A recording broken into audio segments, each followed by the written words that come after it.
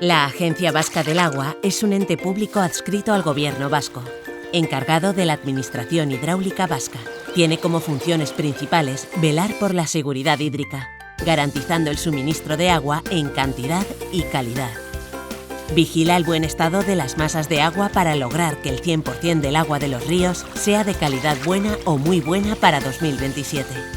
Asimismo, la Agencia Vasca del Agua promueve la mejora de la resiliencia ante inundaciones, mejorando la seguridad y preparando el territorio frente a episodios de inundación.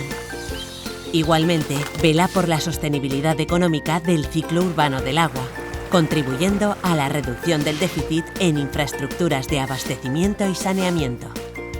Todo esto es posible gracias a un marco de gobernanza colaborativa de coordinación institucional entre las administraciones y agentes implicados en la gestión del agua. Ura da, Bogara.